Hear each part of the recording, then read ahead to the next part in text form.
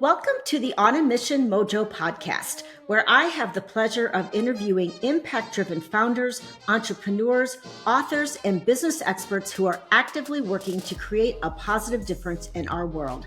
I'm your host, Lori Young, a branding specialist, certified master marketer, and a passionate advocate for brands that possess heart, soul, and an unwavering commitment to drive change for humanity. It takes grit, a visionary mindset, and an abundance of mojo to navigate this journey. And the stories I share will undoubtedly ignite your passion. If you're seeking an infusion of inspiration, motivation, and valuable insights to amplify your impact, let's dive right in.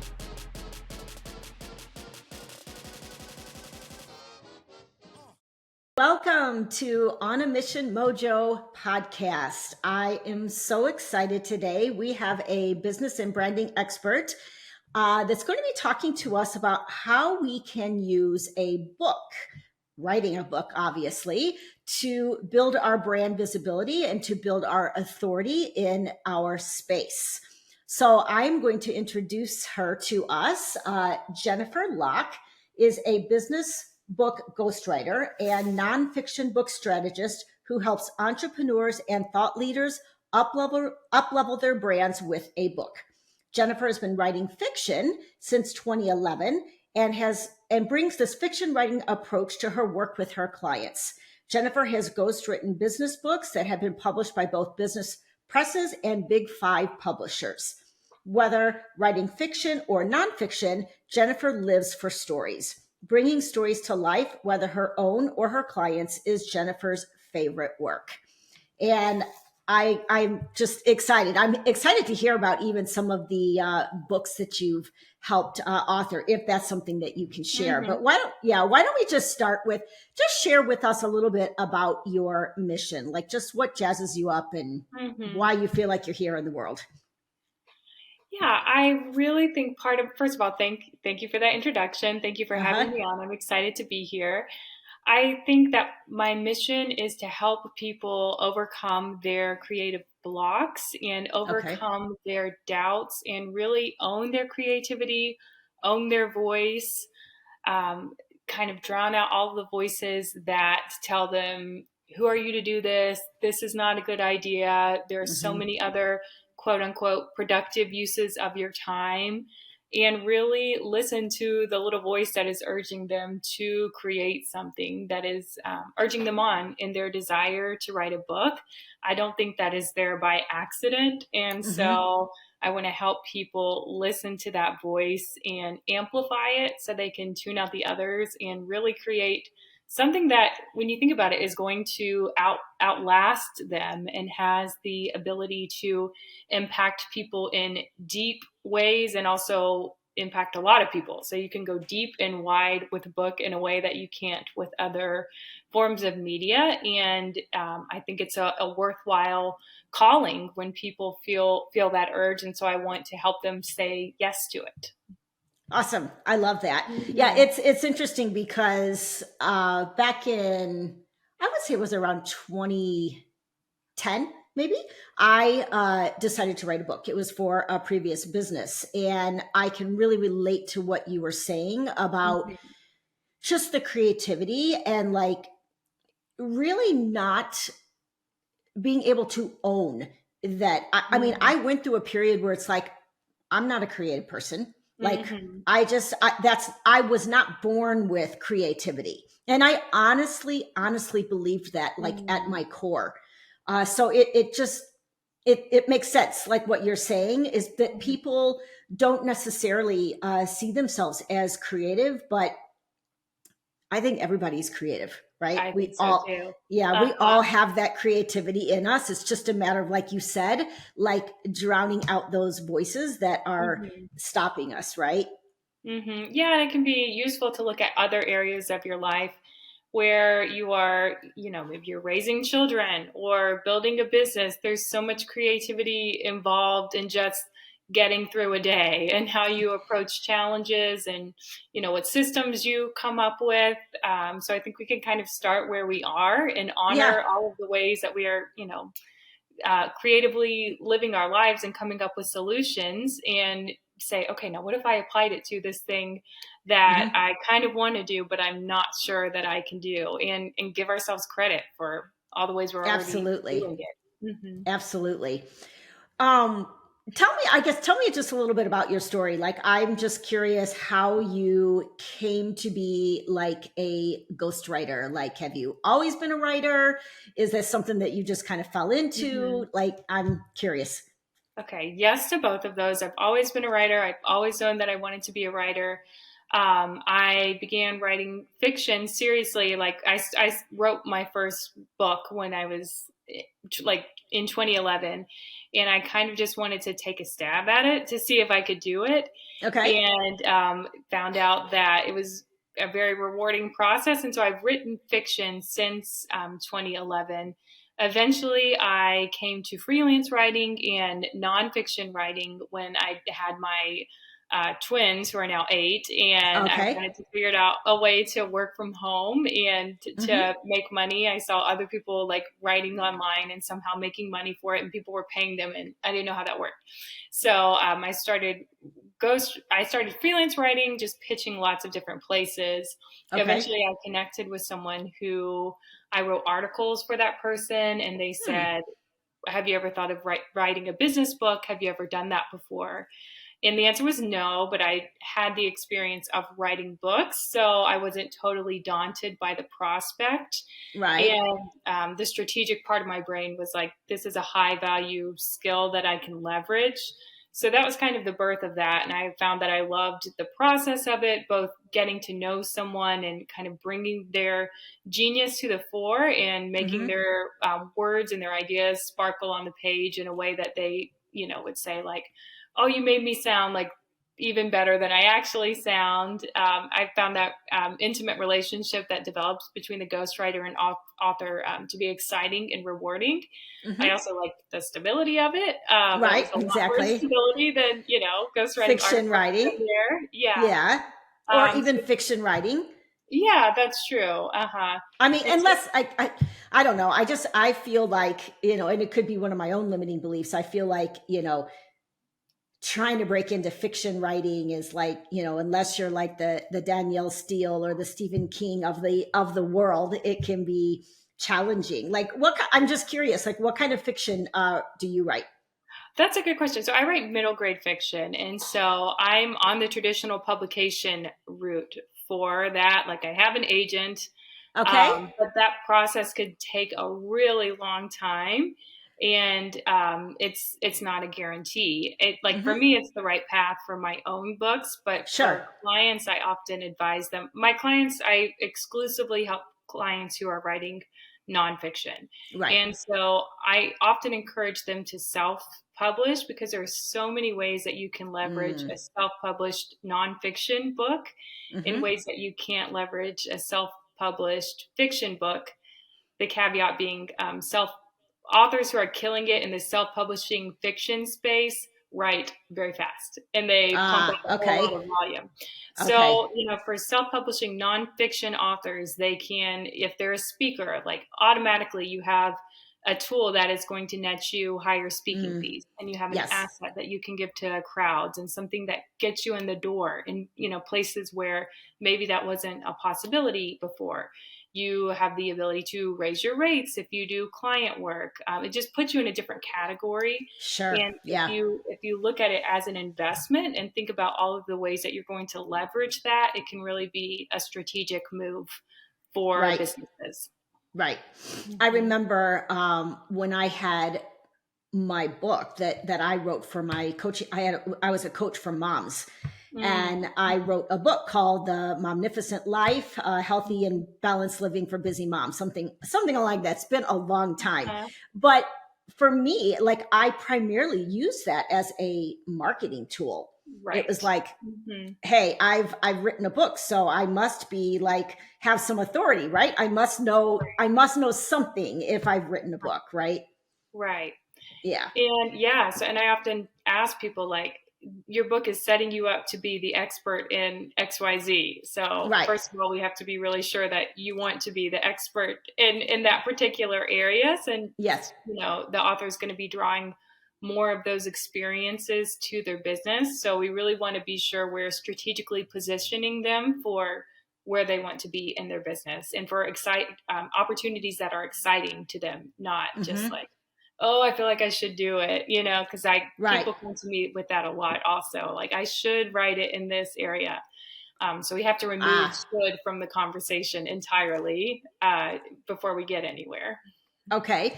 So Mhm. since we're kind of talking about this whole process of writing books for marketing purposes, marketing purposes, and like building your expertise, like I guess talk to me a little bit about how do you recommend like getting started with something like that? Like how do you work with your clients? Mhm.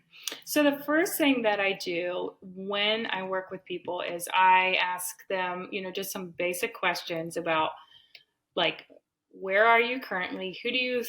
What book do you think you want to write? Who do you Mm-hmm. think your audience is? What have been your roadblocks thus far? And we want to be essentially, we're getting clear on who is the audience and what Mm-hmm. is the message. So those are two simple questions on the surface, but Yeah. in order to do that, you kind of have to chip away at all the other things and figure Right. out what the book is not, in order to figure out what the book is. Mm-hmm. And, I'm thinking about one client, for example, recently who worked in a therapy space and had Okay. worked with quite a lot of trauma Mm-hmm. clients. Mm-hmm. And so as we were figuring out her book outline, which is the first step that I take with people, and we do that via a pretty intensive 2.5 hour process where we Mm-hmm. kind of distill everything into an outline shape. But as we were talking about these trauma patients that she's worked with and kind of trending in that direction, she said, I kind of don't want to do trauma. Like, I've done a lot of Ah, that and it's really heavy. And right. so she wanted to position herself more in a different area. Sure. And so that was very useful to know because, as Mm-hmm. I mentioned, you have to know what it's not in order to know what it is. And it's setting you up to be focusing on this specific thing for the next until the book is written and published, which is a long process in and of itself, and for the next, 5 years as Right. you're Mm-hmm. promoting it and further building your brand. Right. So we think, not just who is your audience currently, but who do you want it to be? And where is the energy? Who do you feel called to speak to? What Mm-hmm. gives you energy? What gets you Sure. excited to write it? Not just what have you been doing that you feel like you quote unquote have a lot to say about and should write the book about. Right. Yeah, and that's it's funny like when I decided to name this podcast, it's On a Mission Mojo. Mm-hmm. And to me, like mojo is like your life energy and Mm-hmm. your superpower. And so if you're not coming to your space and coming driving your mission with that mojo, it's very difficult to Mm-hmm. maintain it, right? It kind of Mm-hmm. just like fizzles out. Mm-hmm. I've worked with clients myself who it's like, okay, well, I make a lot of money in this space, but it just drains me, Right. Yeah. right? So yeah, I like that. Just Right. yeah, I mean, tell me, I guess, when you think about like your own mojo, Mm-hmm. like what do you feel like is your like superpower that just like completely like energizes you? When it comes to working with clients, well, I'll give a two-pronged answer. So Okay. when I work in my work with clients, I really do love those sessions where we get really clear on the outline.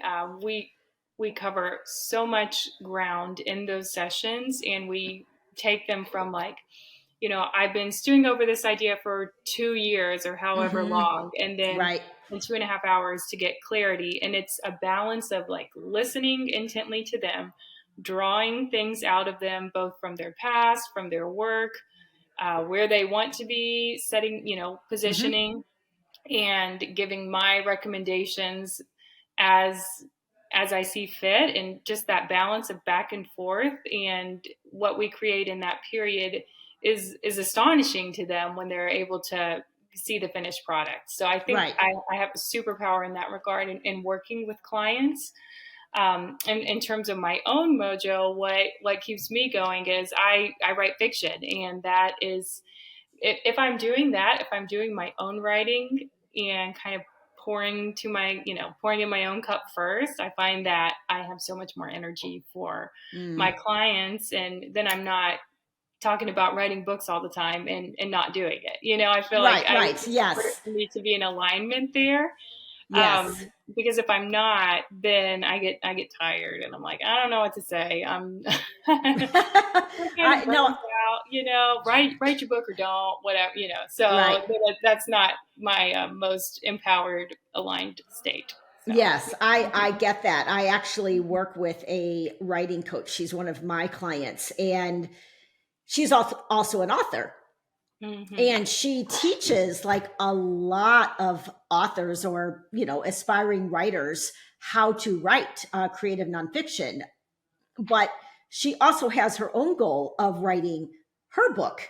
And she's constantly like kind of reminding us, like, I really need to create space to write my own book. I really need to create, you guys have got to take some of this stuff off my plate so that I can do my writing. Because Right. Mm-hmm. again, like you said, at her core, she's a writer. Right. So we And have both to, both of those things are incredibly, like, being a writer, being a business owner, both, it requires so much creativity, and mhm, they could seep into every crevice of your life, yes, if you either one of those. So I know business ownership can definitely do that. So it's really important to be, exercise boundaries, and set aside. This is what I tell my clients all the time, to set aside time to intentionally prepare for that time when you're kind of this contract with yourself that you want to be right. a writer. So it Hmm. becomes, how are you going to protect your time? How are you going to bring intention to each writing session, so you're not fighting the tide and continually frustrated with yourself Right. when you're not getting further? Sure. Mm-hmm. So, okay, let's say that you've got a client and you've had this intensive session with them, and there's clarity now on who they're speaking to, what they want to write about, and kind of what their book is about, and you've got the outline.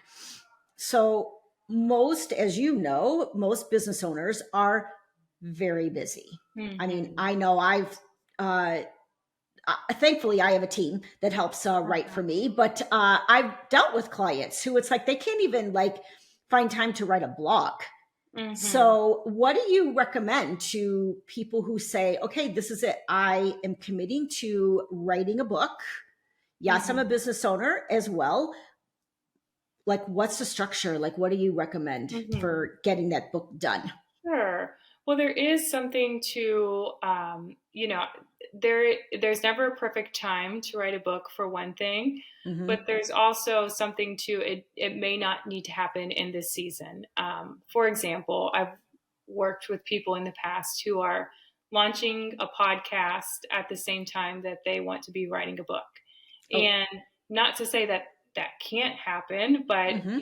in my experience working with people, it often doesn't go well if they're trying to take on too many things that require too much creative output at the same time. Right. One will naturally overtake the other. So my first piece of advice would be, maybe be settled in other areas Hmm. before you take on this big project. Um, I have tools to help people. I have a product that's called Book in Six, and the main idea of that is showing people the process of writing a, a full book in 6 months, and it's broken Okay. down into daily action items. Hmm. And I always tell people, like, it's not anything that people have to follow to a T at all, but I want to lay out the visual for people Sure. of, and really drive home the point that it is small blocks of time consistently. That's Hmm. my major piece of advice, to not try, because some people will say like, I'll just have one day a week where I write 2,000 words or 5,000 words. And if they're not in the practice of writing 500 words, then Right. it's hard to, Yes. and then it doesn't happen and Mm-hmm. they get frustrated, and then Mm-hmm. all this time has gone by and they haven't made any progress. So it's much better to go with small daily or weekly goals and to keep those Okay. consistently and then to build on it.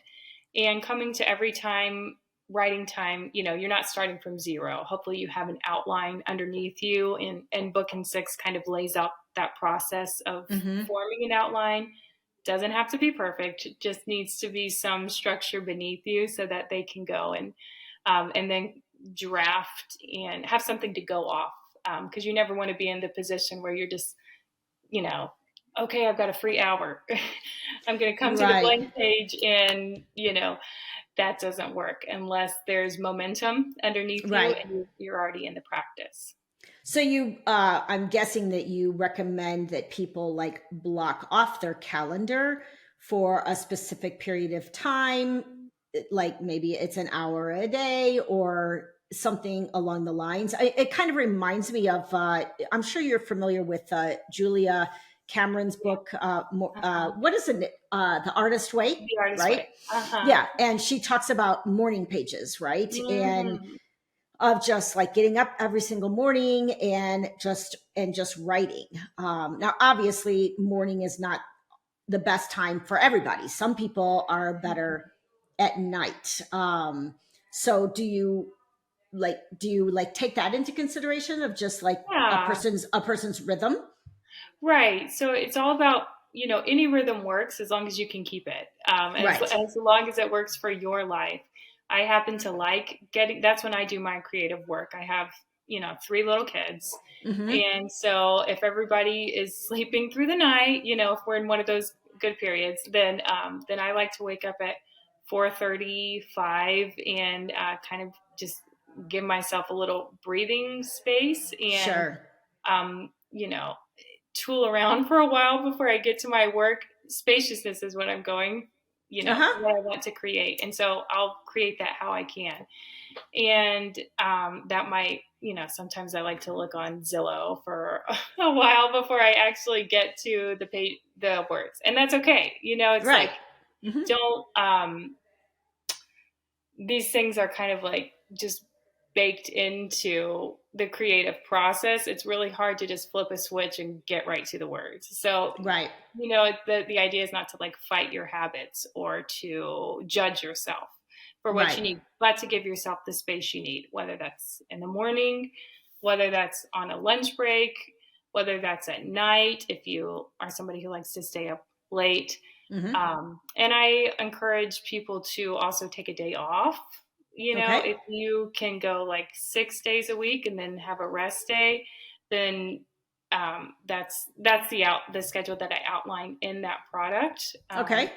because it's really important to take time to rest and to Mm-hmm. celebrate and to Mm-hmm. honor yourself for how far you've come.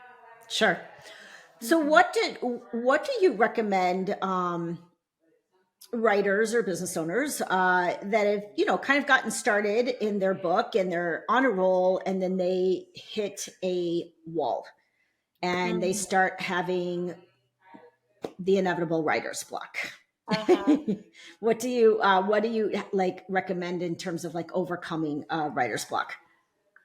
First of all, just to realize how natural it is. It's very normal to be at the beginning of a project and to have a lot of excitement for it and to have a great perception of how things are going, and then to get 10,000 words in, 20,000 words in, and to think it's the worst thing ever. Mm-hmm. That's very normal, and a lot of very famous authors experience that same thing. Right. So if you can kind of put that feeling in its place and that experience in its place and not give it too much power, Mm-hmm. that would be the first thing that I would recommend. Second, just to remember that you're not alone. You can call people to talk things out. You can let it breathe. You can take some space from it and Mm-hmm. go on walks. That balance of work and space is is tricky, but it is a balance. You can't just expect so much output of yourself all the time without getting more input from nature or people or Right. other things that gives you more energy for the work itself. Um, I'll call a friend sometimes if I'm trying to work out a plot thing and, Okay. just say like, I need somebody to talk about this with. Sure. So who is that in, I would ask the author, who is that in your life? Who's going to support you? Whose feedback do you appreciate? Maybe getting some feedback would be appropriate. Yeah, but the main thing is to not beat yourself up. Right. Mm-hmm. So, okay, as a ghostwriter, help me understand this. Is it that you write the book like completely for a person, or is it that they write the book to the best of their ability and then they hand it over to you and you like edit it and jazz it up and make it like really amazing? So I've done it both ways. It kind of Okay. depends on the client and what place they're coming to me. Okay. Sometimes we are creating the outline. We're going from zero all the way to finished product. Okay. And sometimes they've had a manuscript that is unfocused. It might be a good effort, but Mm-hmm. it could use some focus. It could use some tightening of themes. It could use some more arcs, and better transitions and whatnot. So then I take it and rewrite it after we've had it talked about, making sure that this is aligning with their intentions and that Mm-hmm. it's representing what they want, making sure that I got it right in terms of what I believe they're wanting to express. Mm-hmm. It's gonna be. I'm just. I'm curious just to hear from you, just because I think what you do is fascinating.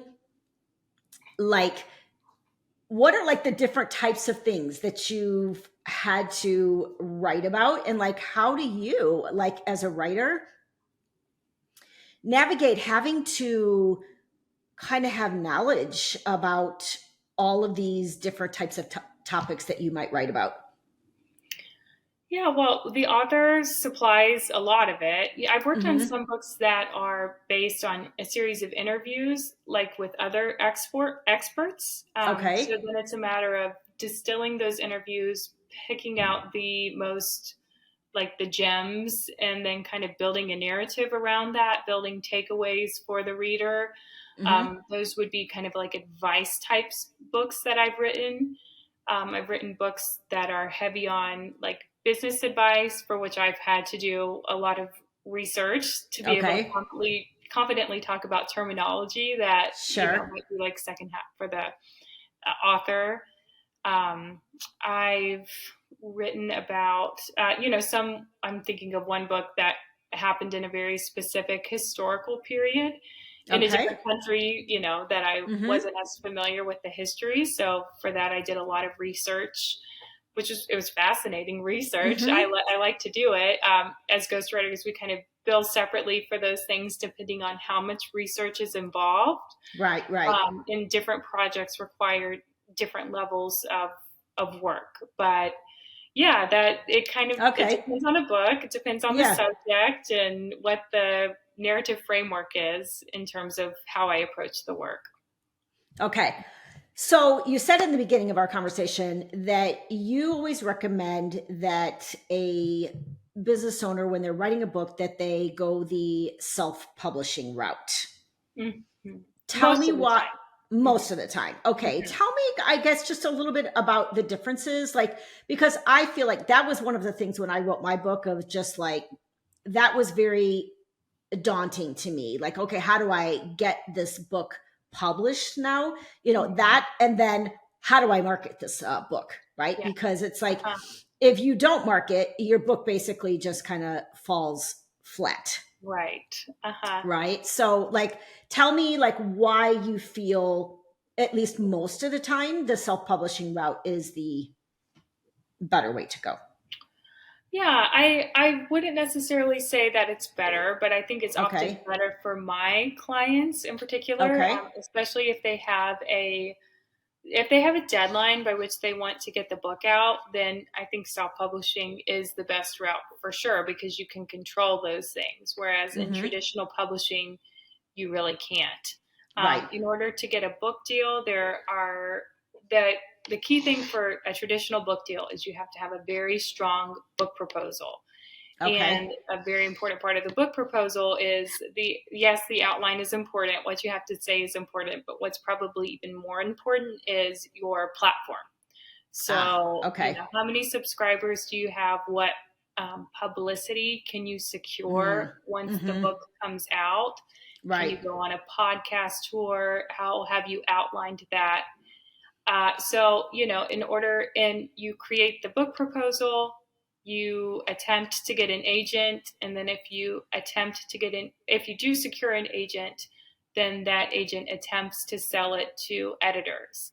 And all Mm. those things are very possible. It can just be Right. a much longer road Got it. than self-publishing. So, self-publishing, you're fronting the cost for the Mm-hmm. production. You Right. have to pay the editor and the formatter, etc. So it Mm-hmm. can be expensive, and I encourage people to research and know what kind of investment they're getting into. Sure. But you have the control, and you can control the book's release. You Mm-hmm. have to be very strategic about it, obviously, and whether you are traditional publishing or self-publishing, marketing is still like 99.9% on the author. Okay. So that's kind of it doesn't really differ Mm-hmm. which route you go. It's just in one route, you're spelling it out explicitly in order to get the book published. Right. Right. So I think it's most expedient for my clients and Mm-hmm. to go the self-publishing route. Right. Yeah, and that makes sense, especially after you kind of explained what's like involved in a book proposal and just like you said, the length of time that Yeah, it can take. So if you've written your book in 6 months, that in itself is a half a year. I would think most authors are eager to get their book out into the world. Like you work hard, right? You work right. super hard to Uh-huh. get your book done, and it's just very exciting to actually birth that book. Yes. I always encourage people to, begin with the end in mind. Mm-hmm. And you want to have a strategic lens on it, whichever pathway you choose, whether it's self or traditional. But yeah, keeping that, you don't want to rush. And Mm-hmm. also, if you don't start, once it's passed and once it's published, it's like, oh, it didn't feel like that long, but it's almost always longer than you think it will take, Sure. Yeah. whichever route you go. Herein lies the paradox. But yeah, so it's amazing to be on the other side of it and to be like, Oh wow, yeah. I've never heard someone say, I wish I hadn't done that.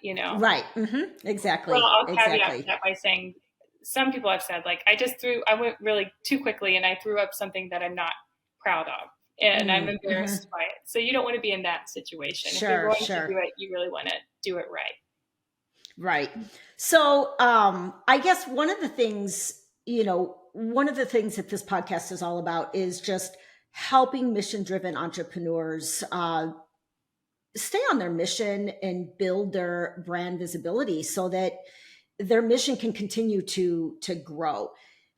Why don't we just talk a little bit about some of the ways maybe that your clients, like some what has changed for your clients as a result of being an author?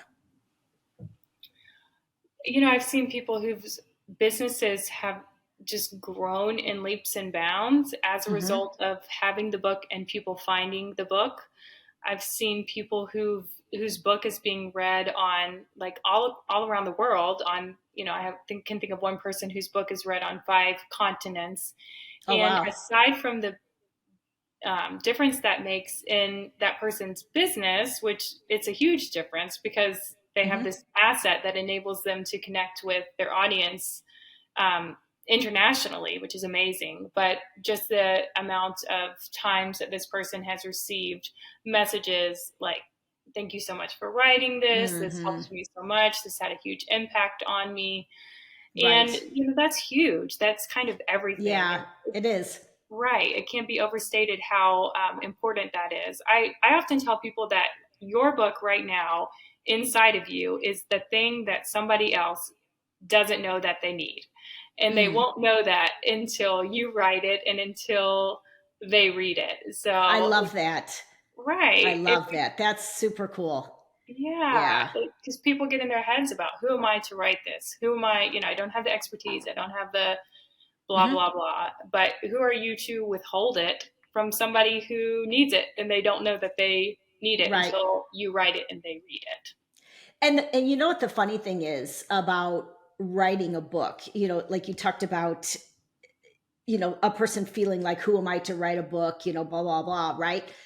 After you've written a book, I'm not saying everybody, but there's a lot of people that look at you and go, oh my gosh, like, you're an author, you've Right. written a book, like somehow, like, Uh-huh. you've become elevated because you wrote a book. It's like, I don't know what it is, but there's like people that just actually like put a lot of esteem on like writing a book. Like, Mm-hmm. my spouse just said, we were just talking last night, and she's like, how did you write a book? Like, Uh-huh. seriously, how did you write a book? And I said, well, I just I wrote a lot of blogs before, Uh-huh. and I just decided I was going to compile all of those blogs into an outline, into chapters, and then I just started like expounding on all of Mm-hmm. those blogs and filling in information, and I just published the book. And she's just like, wow. She says, I've never written a book. Like, I don't think I could ever write a book. It's like, that's the mindset that people Uh-huh. have, like, oh, I can't write a book. But then once you do write the book, you're like, people are like, oh my God, you're an author, you wrote a book. So Uh-huh. it's just funny how that actually Uh-huh. changes. Right. And we can be in the business world. It's like, oh yeah, everybody needs a book. Everybody does a book, like in the business world. That's kind of the water we swim in oftentimes Yeah. in the Hmm. culture. Yet that's not true of the rest of the population. Right. It is something that will make you stand out in Yes. in other people's eyes. And Hmm. why not step into that? Why not claim it and own it? Right. And I think what you said though is probably the most important reason to write a book, is because somebody out there needs to hear your message. Hmm. Like, somebody out there, even if it's one person, but it's going to be more than one person, but Right. you could Hmm. change somebody's life with your book. And they need to hear it in the way that you have to say it. Yes. There's variations on the theme out there, a million different Yes. ways, but somebody needs to hear it the way that you have to say it. Yes. I love that. So hopefully this has convinced everyone that if you have at least got that stirring inside of you to write a book, or you've just in the back of your mind, you've kind of always dreamed about like writing a book, that this is the motivation for you to do that.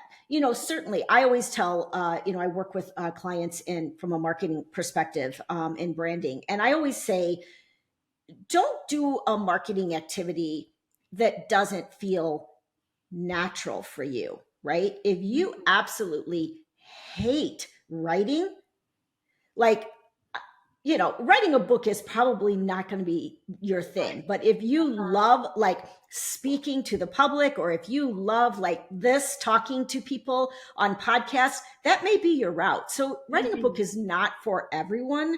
Hmm. But if it's something that is in your heart, like you said in the beginning, don't let those voices inside of you like stop you from doing that? Yes, absolutely. There's lots of different ways. There's lots of different pathways to publicity or marketing or whatever it is you want to accomplish. And a lot of people come to me and they say, "I've always wanted to do this." Right. And so if you're one of those people, and the people who hear this will know if that's them or not, Yes. then listen to that voice and explore it. See what it has to say, follow it, and just see where it leads you. It's okay Yes. to follow it and to just open to that with curiosity. Awesome. So before we close out, I just want to ask like just one final question.